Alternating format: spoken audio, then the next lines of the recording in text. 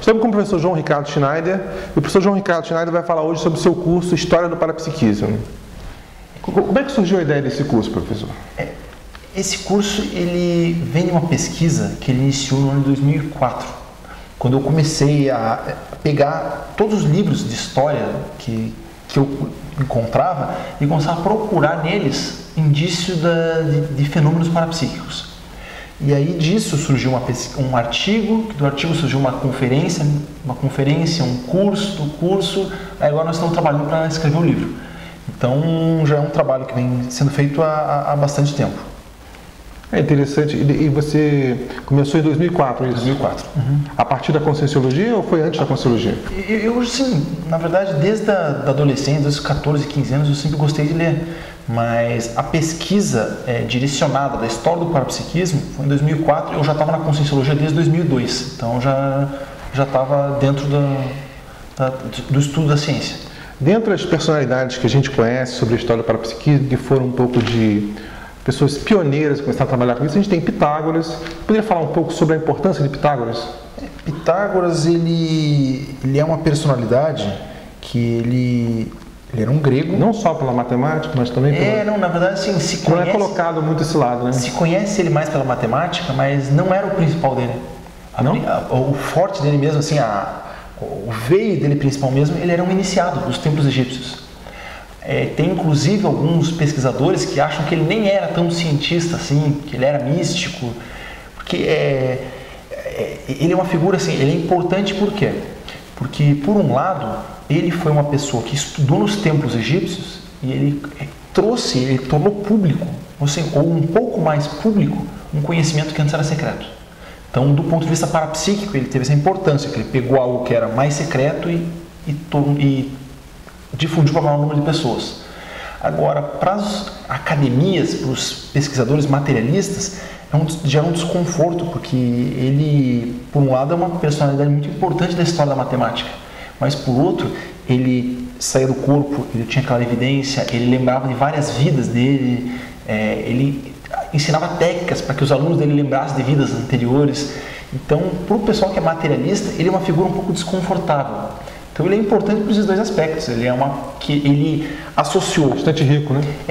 Por um lado, ele resgatou, ele trouxe à tona um conhecimento que antes era velado, era secreto. E por outro lado, ele aliou o parapsiquismo com o que tinha de principal em termos de intelectualidade, de erudição na época dele.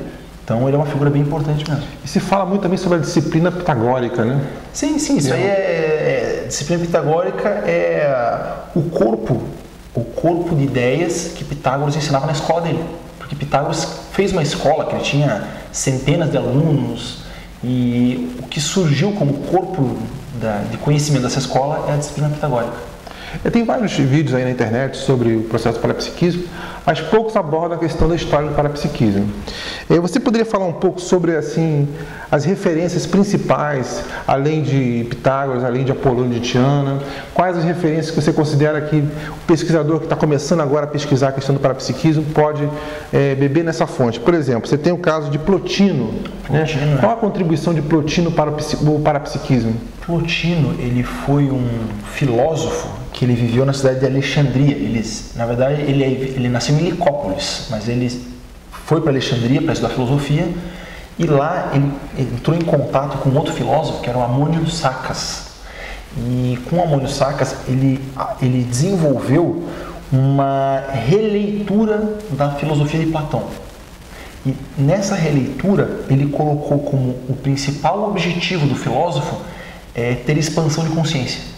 Então aquele fenômeno que a gente chama de cosmoconsciência, iluminação, no orientalismo chama de samadhi, satori, etc. Tem vários nomes para esse fenômeno, mas Plotino ele foi o filósofo da cultura greco-romana que mais deu ênfase para esse fenômeno.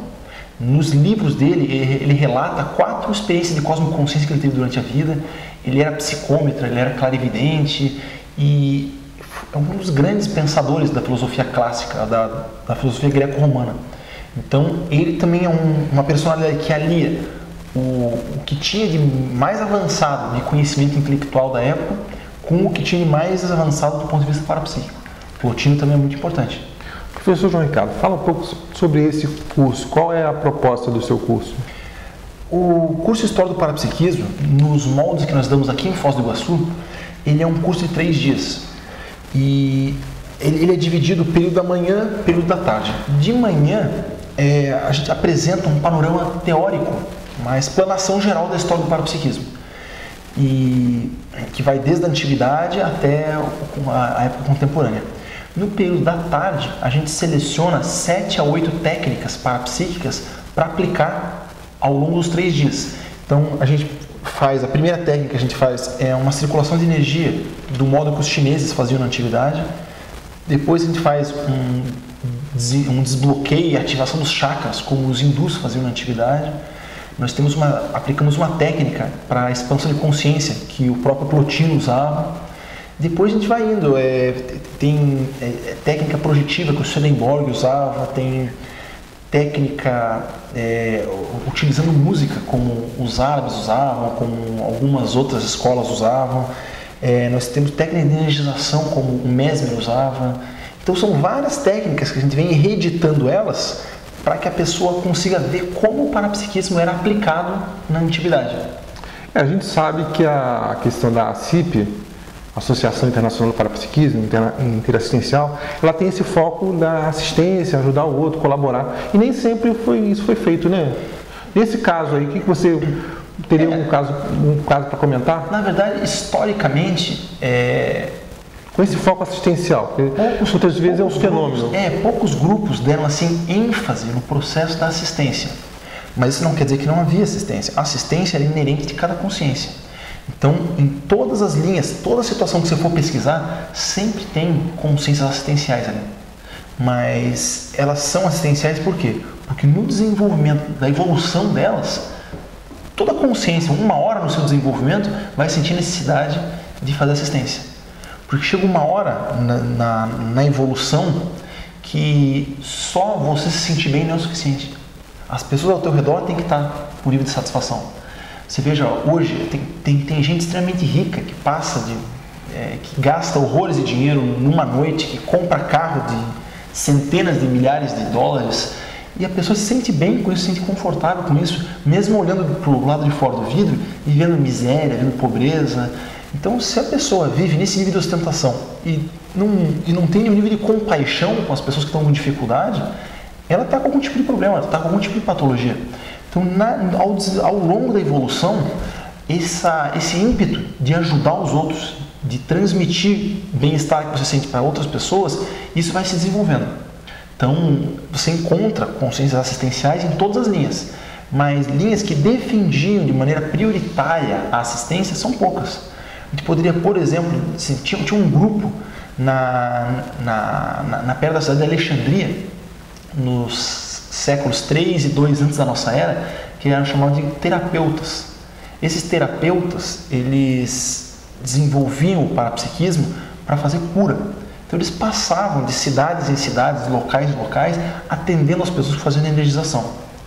Alguns tipos de xamãs eram curandeiros, o pessoal que mexia com saúde também. Existe, por exemplo, a turma do Confúcio da China lá, eles tinham a lei da reciprocidade, que faça para o outro aquilo que você gostaria que fosse feito para você.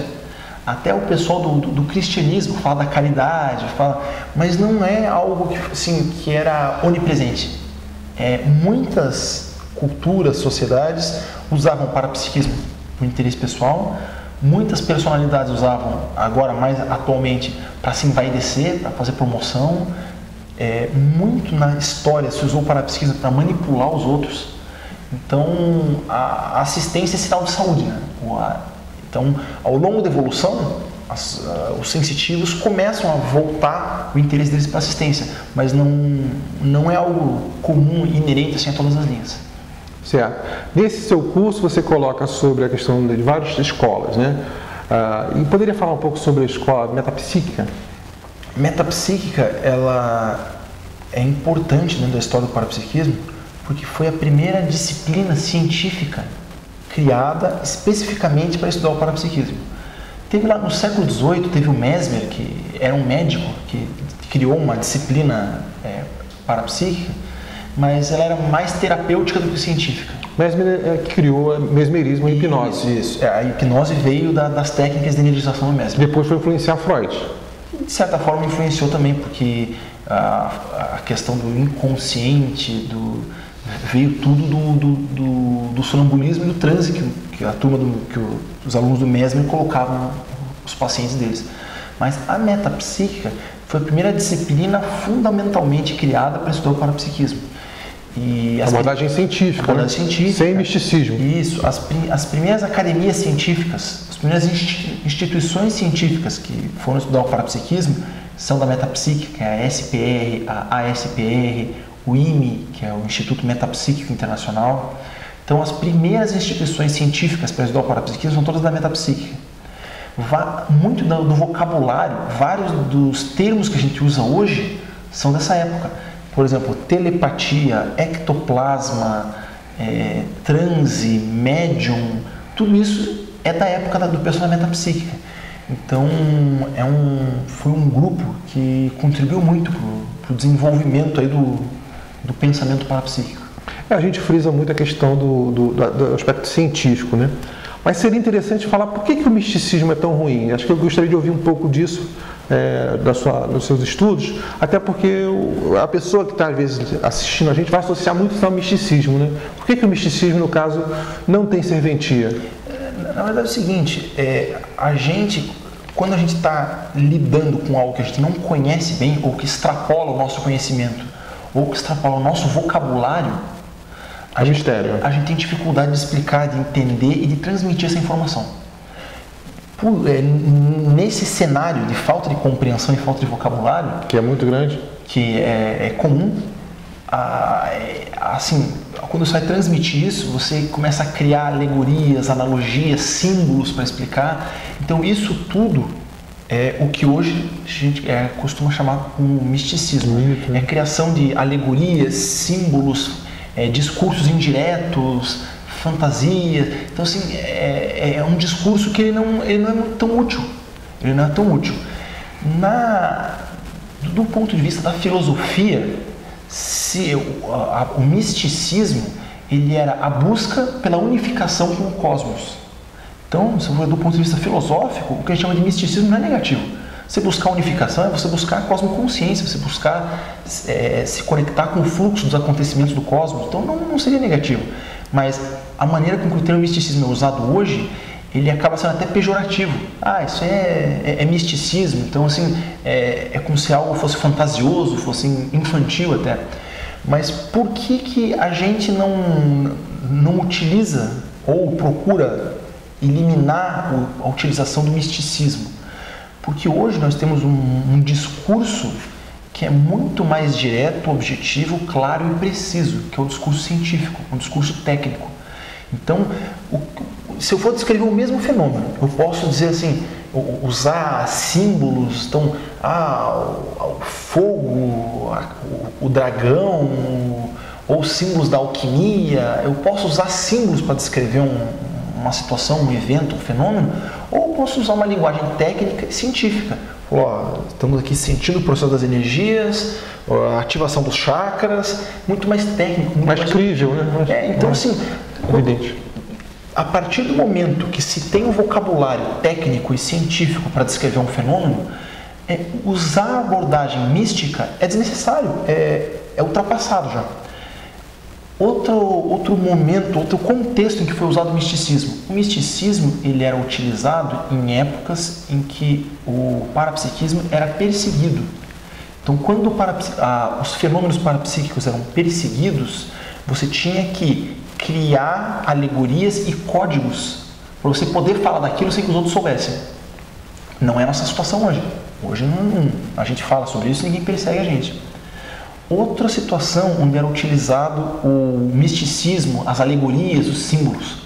Quando, por exemplo, uma escola de iniciação, como por exemplo no Egito Antigo, eles conheciam, os iniciados dos graus mais altos conheciam o parapsiquismo, conheciam isso que a gente estuda hoje.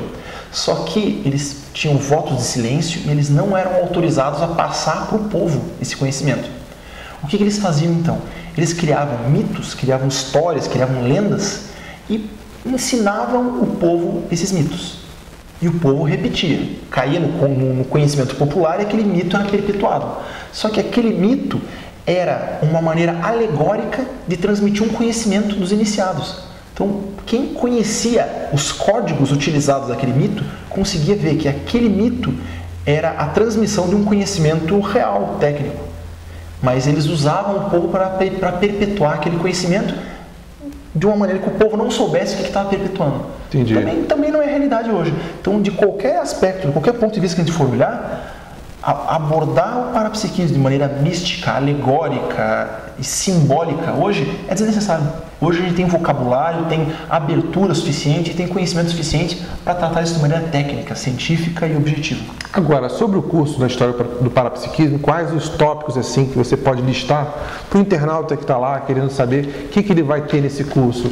É a metapsíquica, é a escola de Pitágoras, o que mais? Na verdade, a gente vai fazer um panorama completo, desde as sociedades tribais, passando pelas culturas da antiguidade, culturas clássicas, início da era cristã, a Idade Média, a Idade das Trevas, que a gente chama, a perseguição que ocorreu na Idade Média, o iluminismo, os movimentos do século XIX, que era o espiritualismo, espiritismo, metapsíquica, os movimentos do século XX, que daí já veio o pessoal da parapsicologia, etc., até chegar no nosso trabalho da conscienciologia.